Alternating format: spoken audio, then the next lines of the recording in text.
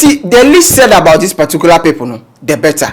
And at this moment, the only thing I bet me am solving the issue between Okatakyie and Afrifa and Kelvin is when one is down technically. And this a party menya sure say Ghana has say ye benya sumdwe wa ha. Ebusia aha authentic plus studio make sure so be like you best subscribe you na share amafofo nso enya bi ahwe. Enti no se munim se Okatakyie Afrifa ene Kelvin already know they have some ongoing beef bia up to now compono omuntimi ensolve. You know, one is MPP and one is NDC.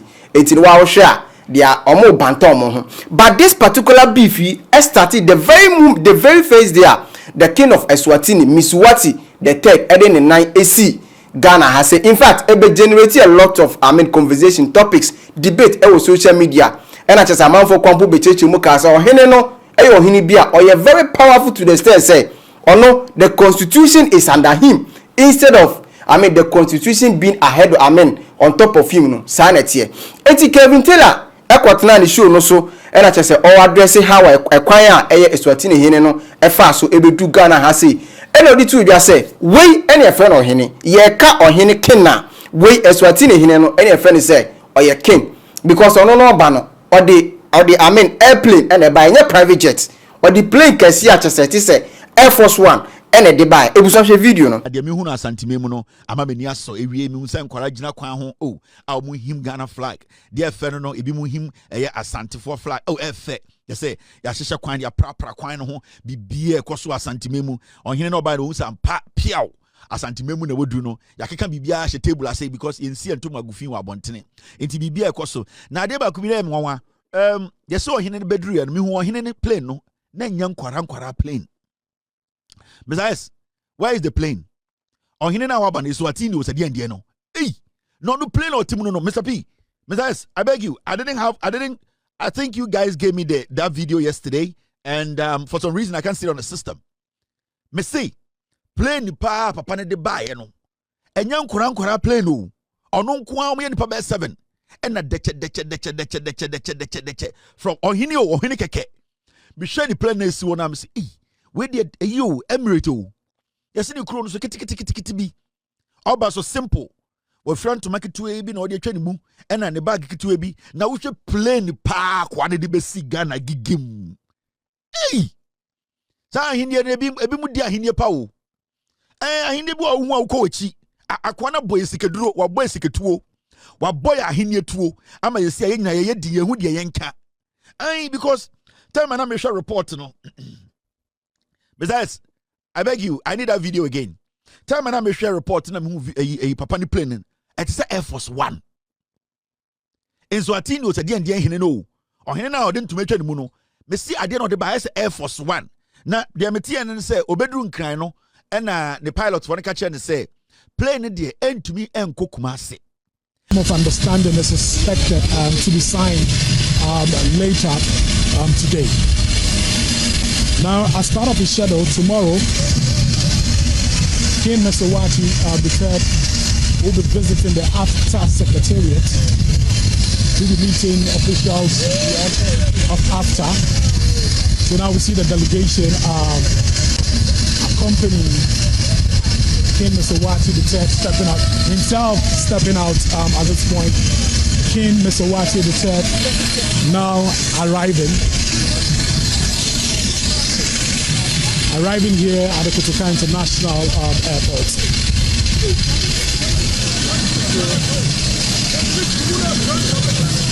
So like I mentioned, tomorrow. Enti wie no sachi mukase oba Ghana ha se ya ye ohini bi ono de bia otso no chese de bi onama na chese gold ehhehye ne nsa ene hu kika bebre chese onama na so ndi ohini oti say gold so tisika so ne hu kika bebre but ye kapa na sa ohini no up to now ontimi enter private jet ontimi compound to helicopter than to talk of private jet. Enti say e ka ohini a Otumfuo say tutu according to Kelvin no onye ohene oye chief keke ewo Ghana ha sei plane kese no entumi mba Kumasi.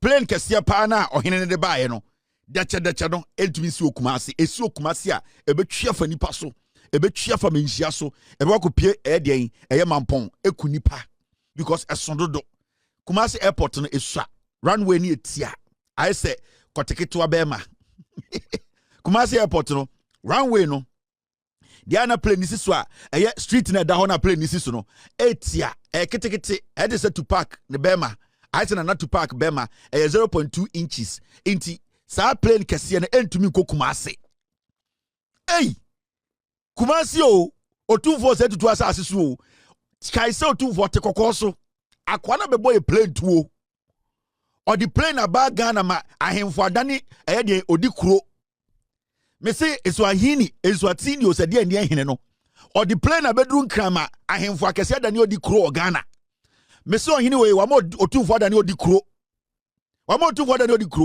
na ohene na udi plane kakraka say wono wo yere ne onipa be miensa pe edi ehunahuna no enti ebe and also sabe create a lot of conversation already obi ebe ka say me say some of the Asantefo bi say Shatawale fans anyame na meka excuse my words sana chesa amanfo eka enti no Okatakyie Afrifa hu no say oh minia wakasa mom de bat tenase na menchurch oni mamu yie menchi oni enti up to now Otumfuo say tutu only private jet enye say bia ontimi nto but because of embra chese achichiri ninti na chese ontimi ento na yeka kwampo na there is a difference between Otumfuo say tutu na hindie any the king of Mswati Mswati the third se woko amen Eswatini a ehonum na ohene no onya ohene a obeka se bia se ne a woba asantememu ye Otumfuo say tutu dabi ono no ni hina odi no oye above the law above the constitution se ne ayeto ahemfo so aba se ne ayeto politicians amen omoto omoso aba no ono no de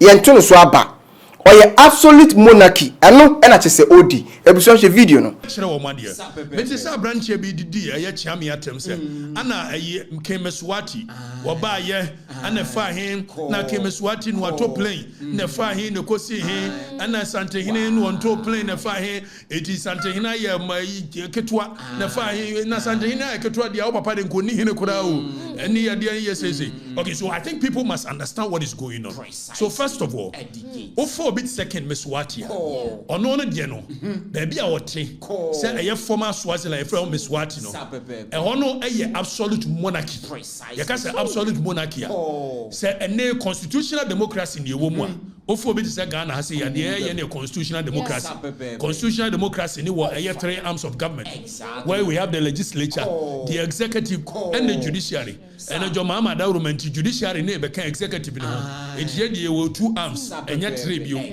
it is an no yete ha ni asi ye constitutional democracy ye nyeje tax e ma Santehine ye gije ye de ba ye government ho ye de ba central government ho na central government no am make sure say obeche ade no akọ back into the regions and the constituencies. So now could do baby say UK or more constitutional monarchy. So even when it comes to monarchical system, there are two forms of monarchy where we have constitutional monarchy and we have absolute monarchy. So could do baby say UK or more monarchical system at the head of state, you know, Kenchas. But beyond Kenchas, there are also other forms of say parliament, UK parliament in the UK say omuni written constitution. General said the written constitution. You can need written constitution. But a more constitutional monarchy. It's me holding the power of the king. Emma on to me maybe. It's a holding absolute monarchy. Unlike Saudi Arabia, who could do Saudi Arabia? Why absolute monarchy, just like Mswati. Over drew a Morocco. King Morocco idea the Mohammed the state to say. Or also the constitutional monarchy. Because only absolute power. There is some parliamentary rule.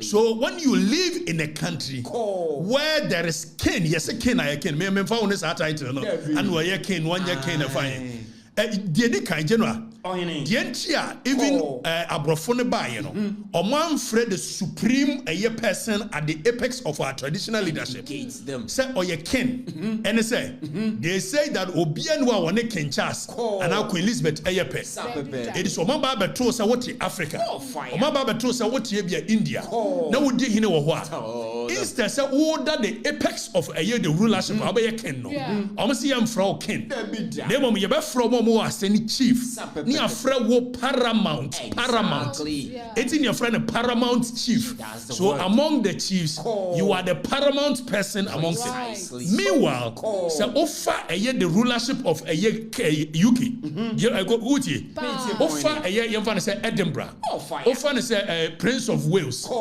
Okay, so we have Wales, we have Edinburgh, we have House of Windsor. Ni nyina nke be fa say ya man hene. If you say wunya ba ha, ya o mampo akonya. It say mampo akonya na di ko UK anke ye House of ebia Edinburgh. Say dwabe akonya ye di ko UK anke bia ye House of Windsor. What it say wo mkeka ni nyina bomu a. Say ye Wales ebia tepa akonya and your friend in Wales, Prince of Wales. Na mom say she Prince of Wales ni Prince of Edinburgh, Prince of Scotch ni one nyina area. The order wo mu nyina no. Ono so ye paramount chief. Precisely. So which is House of Windsor. At this point we will not call him a prince. Exactly. We will call him king. Exactly. Obi a leadership. Say the washishe ni din ode man no. Na yesu ya hihye se. Oba bedru santememu a. Ye wa aman hene 66. Precisely. Even UK does not have a paramount 66. Exactly. Santehine kura aman hene kwa 66. Ana sa aman hene ne santehine da wo mu nyina esro. So the leadership of a year Santemai. Santehine is at the apex. Then aman hene ba. Then aye abrempofo ba and in that order it goes down to Edikrofo and the rest. Exactly. So if somebody sits down and says because you work in Charles, you work in Elizabeth, you person won be a penti. Ye nyusu edina ye yusu mano ne. Ye fam freo. Na motimu krom. Mo se no ntimo mfa sa edin ne mfre Santehine. Efa ye ho bai. Ya wem di ya wem efa ye ho bai so okodu ho a omo akoye se Julius Caesar wo hihye Roman Empire ni wi wo se ye hihye Roman Empire ni wi na wo ye prince of God wo ye governor of this governor of that the other governors ni nyina no ebia ye friend no emperor precisely e ye nkrofobia hi ni hihye what has that got to do with us Santemai? All the people. What has that got to do? Are you so fixated with the word or your kin, on your kin, on your kin, on your kin, where your kin? Okay, so let's even come to a year the who a kin is. So now we say it's a kin Mswati, the second was the first was a wine. Or your kin of formerly Swaziland, which is Mswati. Mswati, the third. King of a year Eswatini. Eswatini, no, first in your friend Swaziland. Nidiano, no, Nidipano, no. Eswatini, now where you are in the Mswati, what the Eswatini, Atungo for.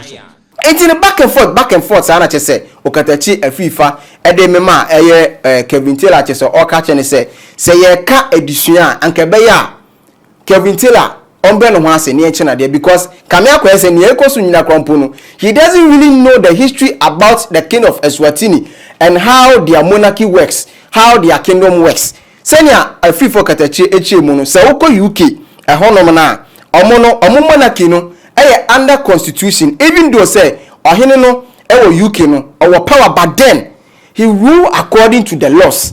But oko Eswatini mamu na ono ne de ne absolute monarchy ache say obia entimi nkahwe ono ene shembra ema politicians ono ene appoint prime ministers ono ene appoint politicians ache say omubedi oman so enti ono de ye kan so owo ho kwan say otimi to private jet anase bia airplane eno kwampo no oman no na say etoma no. It is a car. There is a far difference between the king of Eswatini and our friends, the king of Ashantis. It's in way any other chese Okatakyie Afrifa and the betua or cheche mukama kama, but still Ganfo esomon ti ase because omo oba enkan mamu a omo hene na nya ade a obeye sa da se bia obebre no ho asese bia obi ba bechia no na wasori wakase okwa akochia nipa dabi enye sa na ebesi abusua aha authentic plus studio make sure so be like you subscribe you na wa share ama fofo nso enya bi ahwe.